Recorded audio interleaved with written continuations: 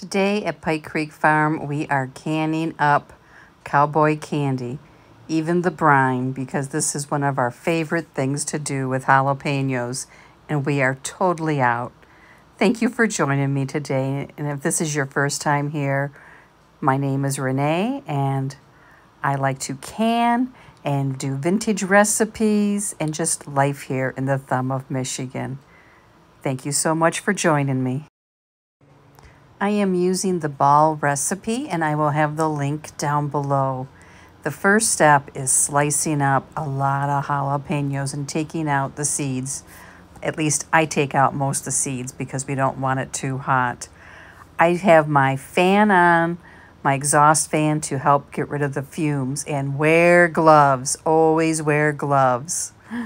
That's a very important part of doing this slicing.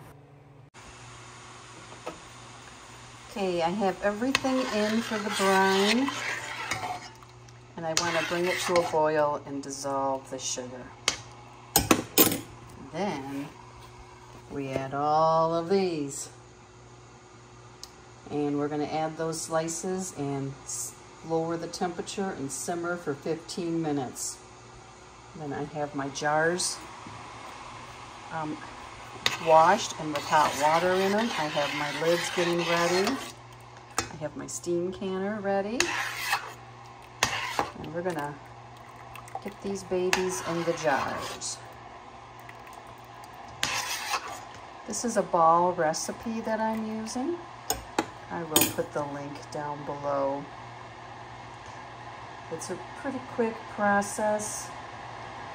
The worst part for me is slicing up these. You can use a mandolin or something. It's just the fumes get to me no matter what way I do it. But boy, you let these babies sit for a couple months, and then, or at least a month, and then open them up, and they are delicious. Delicious. Okay, keep an eye on this so it doesn't boil over. I'm going to add the jalapenos and lower the temp.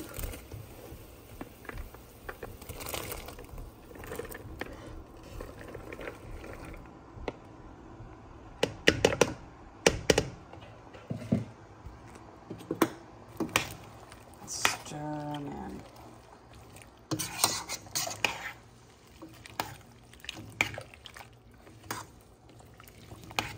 You can use sweet peppers with this. You can use any kind of peppers you want. You just want to keep the amount the same, the 4 pounds.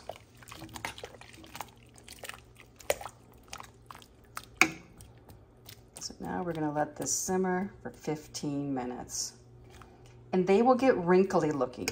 Don't worry. They are that way when you can them, and they plump back up. They don't look all shriveled. And I'm going to add some extra crunch. Since I'm doing half pints, it'll be 1/8 of a teaspoon. For full pints, it's a 1/4, and for quarts, it's 1/2 teaspoon. I have my jars filled evenly with the peppers. I have brought the brine back up to a boil. You want to do this for about 5 minutes. It makes it into more of a syrup and concentrates the flavors. Then we will fill these to 1/2 inch, debubble and see if they need anything added, wipe the rims, and process them for 15 minutes.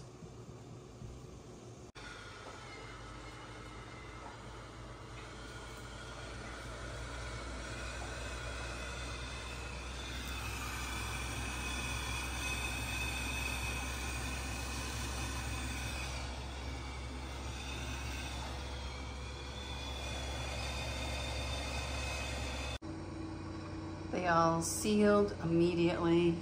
In the back, you can see some of the spices on the brine. It looks kind of funky, but it's just the spices. Nothing to be worried about. It all stirs up or shakes up when you go to use it. And see how they all like scrunched in and look kind of shrivelly? Can I get it it to focus.